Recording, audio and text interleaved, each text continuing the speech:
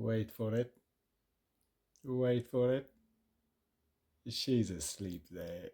Well and truly in dreamland. Oh, they said not. Where am I? Oh, I'm on a Don't bike. wake me up.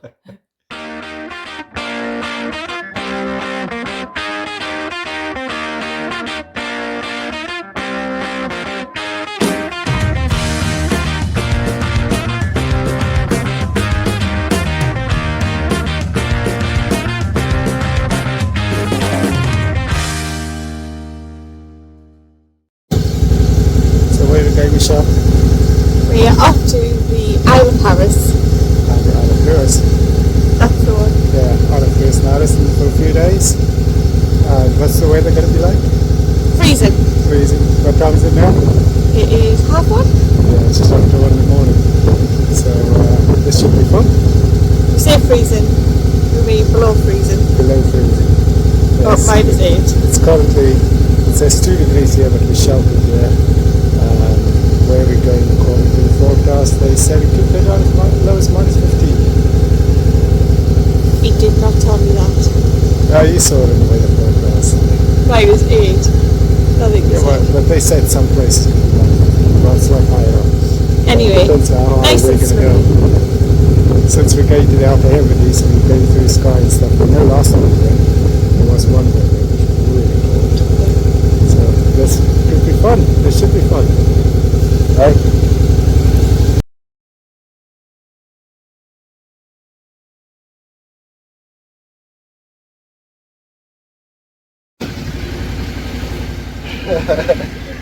25 to 5, and we have to stop to put some extra layers on, get a warm coffee.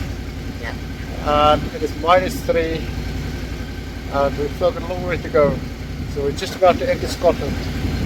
We're just about to go over the Warn in the next 10 minutes or so, and then it's all across Scotland right up to the top. It is cold. Yeah. Is that feeling good? Very cold. That is very cold. Are you feeling good still? Yeah. Yeah? Good. Right. Bye.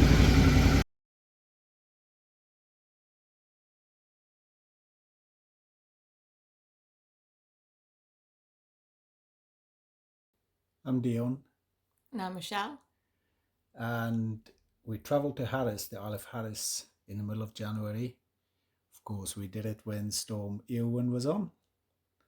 So, that was the best time to do it, of course. You can't choose your birthday. It was for Michelle's 40th, and it was well worth it, though. Absolutely. It's been amazing. So, we set off at 2 o'clock in the morning, 10 to 2, and we were riding, and we only started recording this at about 10 to 10 in the morning. So even though it was that time, it looked like it was just sunrise. Sunrise had only been about an hour before. Yeah, but you saw the 3 different types of road there. So we had nice clear road, and then it moved on to more snowy roads, and we had this kind of snowy road for quite a lot of miles, quite a few hours actually. We were on roads like this. We were probably doing a good 35 miles or something on a road that looked like this at 20 miles an hour. Yeah. Which we were not expecting. I certainly was not expecting. When we said that it was going to be cold, there was no mention of potential snow on the roads. Maybe I should have put 2 and 2 together. I think you knew that. I really did not know that. Well, we did know it was going to be very cold. The weather forecast did say that it was potentially going to be up to -15. But look at that view. Yeah, and when we were riding at this point, it was it got down to -8. And when we stopped at the garage at 5 o'clock this morning, I laid up with all the layers that I had because I had my new Rocker suit, the Rocker Navala suit, and my Kai's heated clothing wasn't working. So I was quite disappointed that I wasn't going to have heated clothing on this ride. But at this point, I had my thermals on my legs. I had 2 pairs of tracky bottoms on. I had my down layer on that comes with the rocker suit, and then I had the rocket pants themselves. I had 2 pairs of warm socks. I had sealskin waterproof socks, and my feet were that cold that for about 5 weeks after the trip, Yeah. my feet were still at times blued, were still numb. I still had bad circulation. Was that on the way there though? Because I think that was coming back because It was on the way there. That was during this part. because I found it was a lot warmer when the sun came out. Even though it was -8, it was definitely warmer for me with the sun out, even in that snow, than it had been on the night and when we were coming back in the wet.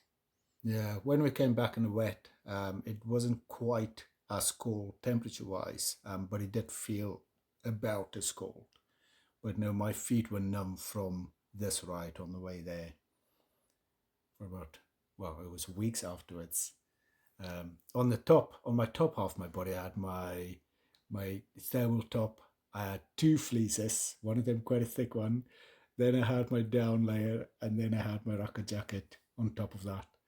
And I couldn't have done it with any fewer layers than that. Yeah. Like I said, I don't think I was too bad there, but my shoe solution was definitely, you should have used that.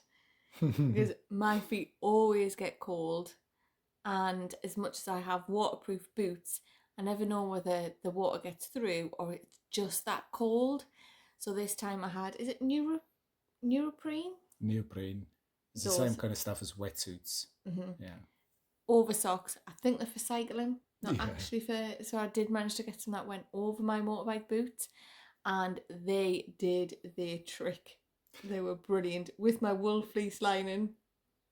And don't forget, the most effective protection you've got is you've got a great big rider in front of you blocking all the wind. That does help.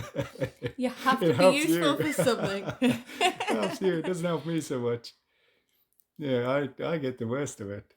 So I think the roads were clearing up a little bit here. Was it?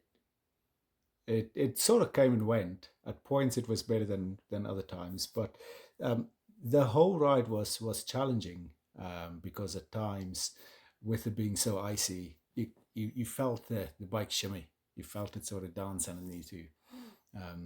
So we had to be careful for all of it. And even when the road was a bit more clear, the slushy bit in the middle could be quite icy still. I think visually it was a little bit scary for me at times when it was snowy, because you shouldn't be on a bike in the snow, really. I think that's your natural state, isn't it? To think, I probably shouldn't be on 2 wheels. But first off, you look at that and then you think, how can I not be on a bike in this? Yes, it's exactly what I'm supposed to be right now. Yeah. It was absolutely amazing. And I know you're saying about wiggling and moving on the bike. I genuinely couldn't feel that. I think there was only about twice that I felt the bike go, well, until obviously we were in Harris, which I'm sure we'll show at some point. But I genuinely couldn't feel it move. Now, whether that's just because I had that many layers on, I wasn't actually moving anywhere, just some of the layers were. Yeah. Or whether it was your riding, I don't know, but I didn't feel like that, and it gave me more confidence. Yeah, but I'm constantly connected to the bike, probably in a different way than you are. Well, obviously, I'm not connected at all, even to my own body, never mind a bike. So I'm constantly feeling the bike out, feeling the road out, and and it's just part of the natural sort of technique of riding. But yeah, definitely a couple of times where you could feel, it's lively. Yeah. It's probably a good thing you didn't feel it. Yeah, I would have been more panicked if I did. Yeah. I think there was, like I say, a couple, but you did regain it quite quickly. Yeah, we'll actually see on one of the later days, because this was a 4-day trip. We'll see a nice little one on the biggest one on one of the later days. But when it cleared up like this, it was nice to put some speed. So as much as it looked like a winter wonderland and looked like you were in Narnia when it was snowy, we were conscious of time. Yeah. By that point, we'd left plenty of time, However, it did delay us quite a bit. Well, at this point, we were probably on the road for about 10 hours because, I mean, this was probably around 11 o'clock in the morning. Right. So we left at 10 to 2. So what does that give us? Well, that gives us 9 hours, just over 9 hours. We've been probably on the road at this point. So this was just, I think this was just coming up to Skye and Lochalsh, which is the whole sort of area just before Skye. Probably about another hour or something, really, on the way to Skye. You can see how messed up my visor was. I mean, it doesn't. You can see at the bottom where it's a little bit cracked open. So I did have it cracked open, but you can't crack it open too much because the air is too bloody cold. And I'm struggling to see a little bit, and I'm saying, can you actually see enough? Yeah, I could see enough. You can make out the outlines of the sides of the road. You see the white bit and the brown and the black bit, so you know roughly where the road is. Don't go into the white bit. Yeah, stay off the white bit. Stay on the the black bit. Yeah, what more do you do? But I mean, much of this, we were actually quite silent on the trip. Yeah. I mean, one of us might have been asleep, but we were quite silent because it was just so breathtaking. That we might have had the occasional wow, which he probably thought was about his riding, but anywhere you looked was absolutely gorgeous. It was. Yeah, it was. I mean, the sense of freedom that I felt there was just, yeah, this is exactly what I want to be and what I need to be right now. Mm-hmm. And of course, the entire trip, we didn't see any other bikers. Like for the 4 days, we didn't see any other bikers, surprisingly. No, we didn't actually see many cars. We didn't see many cars. And the cars that we did see were clearly looking at us as if we, they are not supposed to be on a bike in this weather. I mean, idiots. We're not two idiots on a bike for nothing, are we? Yeah. But wow, I mean, there's just no place like it. Yeah, this is one of my favorite places in the country to ride. I mean, we've now been literally all over the country on the bike, haven't we? And this is definitely one of my favorite places. The west coast of Scotland, and especially this bit sort of coming up to Skye, is just, that's my happy place. Yeah, it's absolutely fabulous, and it is just being in another country. Yeah, and seeing it with this, where it's not just all green hills and mountains and stuff. Actually seeing it with the white snow, and all the ice like this, it was special.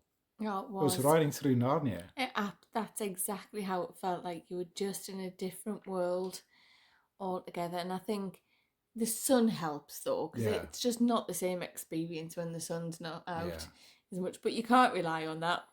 We live in Britain. Yeah. Well, we've been a few times through this area, and one other time that we have blue sky and actual proper hot sunshine, it was in summer. Whereas this was the only other time where we had a beautiful day, although it was cold. I can't remember ever been in Scotland when it's been hot. Yeah, remember us being in Lochalsh, just where the Skye Bridge is. We were sitting in that pub or that little cafe bit, and it was lovely. It was where the guy was, where he'd clearly just come to the country. That was still cold? That wasn't cold. That was nice. It wasn't. It was cold. We were wrapped up still. I remember it being nice. Because we couldn't sit inside. We still had to sit outside. Mm-hmm. Maybe I was just wrapped up that warm. I remember it being warm. It was definitely still cold. I was thinking then, I can't remember it being warm. No, it was a beautiful day though. It was absolutely... So it was probably in that case, I mean, I genuinely remember it being quite warm. But if you're saying it was cold, it was probably similar to what we had here. Although it wouldn't have been quite as cold. No, it was definitely warmer than this. Yeah. Yeah, I mean, look at the salt on the bike there, and just all the crap, and there are so many bikers, of course, who would look at that and just go, "Oh my God, what's happening there?" Whereas, it's one of the perils of being out in all weathers right throughout the year. Salt in the road. I mean, it's a killer, but you just have to look after your bike. But you did get to see the sexy shoes. Oh, they were. Only go for style. Yeah. Well, I mean, you're a stylish person, but I think that's one thing you've come to realize when you're on the bike is functionality over style, function over style. Oh, there's no two ways about it. You have to leave your pride inside. I think when you come out in this, I think I had 3 thermal layers, a fleece, a heated waistcoat, and a motorbike jacket, and then a ski jacket. Yeah. So even if I did fall off, I would have just bounced on my own layers. Yeah, I mean, you don't need one of these new fancy Airbags. The airbag jackets. Yeah, you made your own airbag. I You was just one. bounce along the road like a bouncing bomb. And then my overshoes over my nice Risha motorbike boots that I may as well not have bought. Yeah. In that way. In the summer they look nice. Yeah. If we get a summer. Look, I like your new bike gear.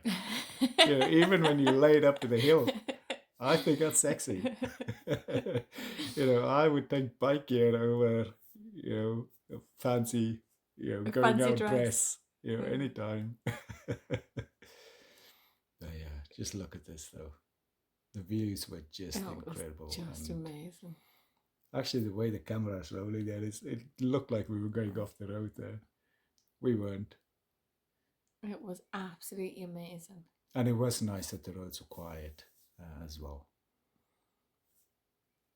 Just everywhere you looked, always was just fabulous. And I think because there was so much snow, it just had that difference. So often when we've been out on the bike, I think where there's been little bits of like the remnants of snow and things like that, but nothing as much as this. Yeah. So yeah, we were at this point we were waiting about 20 minutes where the road was blocked off. So he's just come over to tell us that there was a truck and a car that had basically had a little accident, and both the truck and the car went off the road. So they were busy clearing, his team were busy clearing the truck, and clearing the truck and car away. But it took forever. So he was very, very kind, and he let us sit in his van where we were, where we had the heater and stuff. Yep. And it turned out he was a biker as well, or he is a biker as well. And he rides up and down those roads there. Loves it. So this is the car park in Kyle of Lochalsh just before the Sky Bridge. So we were planning on having a coffee here, but because of the long delay with the blocked road, we didn't have time for a coffee. So we just had a quick loo pit stop.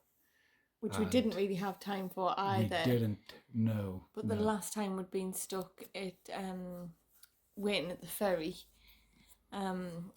they said we were going to go on first. Yeah. And we didn't. We went on last. Yeah. And that was a good, painful 45 minutes. Yeah. Waiting to rush to the loo. And considering that we'd set off at 2 o'clock in the morning, the last thing we wanted was to be late for the ferry. But at this point, it did feel like, we're cutting it fine. Yeah. So it was a good thing that we set off that early, though. It was. And everybody was okay in the accident, so it was all right that we could call them names and be very upset that we could not have a coffee. Yeah, and a bit of a warm up. But look at the ice. So I was very, very gingerly on the icy air. At least this was only this didn't last too long.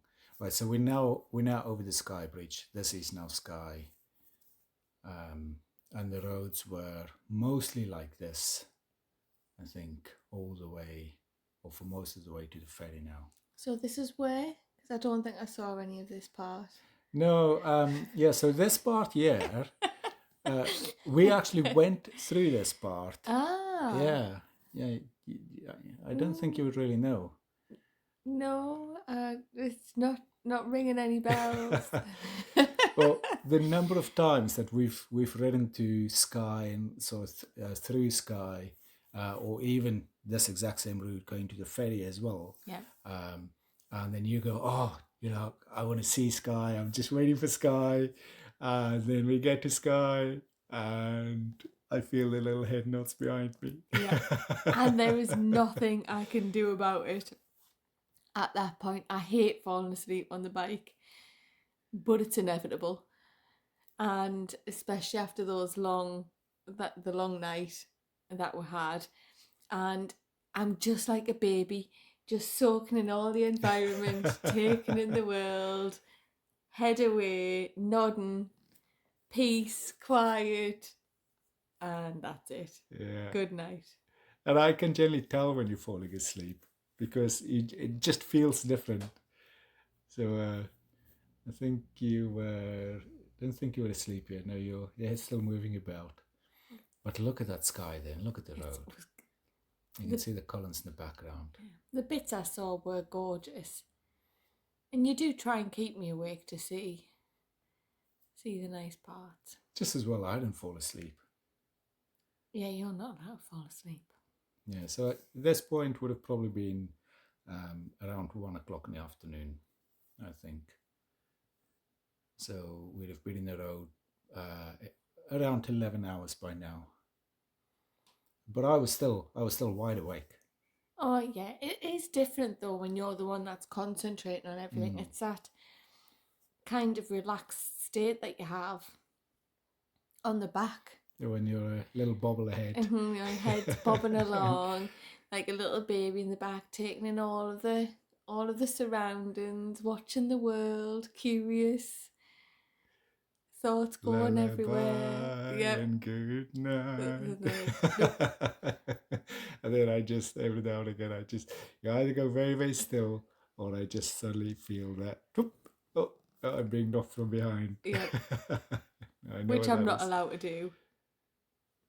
Oh, I need some carpet on the front of my helmet. Yeah. When I sense that you might be falling asleep, I'll squeeze your leg and I'll say something to you. I'll say maybe, are you awake? Yeah, I'm awake. I mean, I can hear you're so far from being awake. But at least you're awake there for the next 5 minutes or something. Yeah, the last time we were in Skye, we'd been travelling all through the night. So this time wasn't too bad that I'd slept through some of it because obviously it was amazing views for a long, long time. But the last time we'd gone through to Skye, we travelled all through the night and we were just getting to Skye for sunrise. So, I mean, what a spectacular sight that was going to be. A little bit similar to this, but the sun just coming up. So we'd not seen any nice views to that point because it had been dark. And then I fell asleep through Skye. Literally at the best bit, at the most important And I could not do anything about it. I was just having a reoccurring dream because I kept going straight back into it about McDonald's. Who wants to be dreaming about McDonald's when you can be watching this? Yeah. No, it was this year. I love this little bit. Yeah, it's beautiful. It was just one of those I'm just feeling free sort of moments. Yeah, and like I was saying before, I did like the fact that it wasn't very busy with cars. That is the one good thing about coming out in the winter. Oh, there she is. There she is. I mean, you're sound asleep there. Wait, there's the head nod. And you can see my hand on your leg. Okay, and then trying to point out, saying, look over there to try and wake you up. Yeah. Yep. No, just as I loved the ride there because it was interesting because of the ice and the snow and everything. It was more of a challenge than it normally is, which I really enjoyed. You do enjoy that. Yeah, I really enjoyed it. And I do enjoy experiencing the different views and the different feelings, really, actually. So it's not even just the view, it's that feeling of all of it together, that kind of magic that it created. And it is a the magical cold, feeling. yet still the sun, so you're watching glorious sun, yet it's freezing cold and the snow. It's just that whole, and then relaxing but exciting. It's just such a mixed bag of. It suits your personalities It just suits fine. my personalities just fine. Yeah. Actually, it's not long after this. That's probably my least favourite bit of Skye. Sort of like 20 minutes, half an hour before Uig, before the ferry. Because at that point, it just feels like, right, I'm ready to get to the ferry now. Yeah. And there's not a right lot going on. And I'm just thinking, oh, I just want to get through this bit. I just want to be there now. Yeah. But I think it's that mind thing as well when you're close. Yeah, but the last sort of 20 minutes, until the 5 minutes, so just before Uig, I just find boring. Like the landscape and everything, and no offense if you live in Skye, but that's not your most, that's not your best bit. But then Uig itself, the way how you come from the top and then you come down into Uig and stuff, I love that. It's just the 20 minutes leading up to there. Yeah. I don't think it's a bad place to still live, though. No, absolutely not. You wouldn't cry if you lived in Skye at all, really, would you? No, I wouldn't. Well, anywhere on the west coast of Scotland. Yeah. I'd be happy with that. I mean, I've lived in Ullapool and I've lived in Inverness. So this was 3 o'clock in the afternoon. So this was us just boarding the ferry. Do you know, I'm actually getting excited again just watching this, thinking about a warm coffee. Yeah. And a proper snooze. And a little snooze. And a proper snooze. I mean, we must have been snoring. Oh, no doubt. Well, it's not the first time other people would have heard us snoring. Luckily, we both snore and neither of us wake each other up, so we don't care. So sorry if you were on that ferry. Yeah. Well, sorry, not sorry. I was going to sleep no matter what. Now, coming up, you won't see much of this. So when we get there, it's after camera because it was dark. I was given 2 choices on the route. I say choices. It might not have been choices. No. There were 2 options. You were told there were 2 options, but you weren't really given a choice in one of the 2. You were given 2 options. I wasn't given any options, but taught the options of the fun, exciting, the twisty roads on the east, and you'll see how icy it is, or the longer but easier, clearer West road side. Yeah. So we had to go from here. This was starboard. We had to go on this a clear day, very about slippy, 35 minutes. Very slippy. Yeah, on a clear day, it's about 35 minutes south that we had to go. If you take the eastern road, it took us an hour and 15 minutes. Yeah. But this was super slippy. It was scary at this point. Yeah. So this was still a little bit light. Now we stopped the camera here because it was getting dark quite quickly, actually. So we went and got some fuel, and we did take the eastern road, the more exciting road. And what was that like? Yes.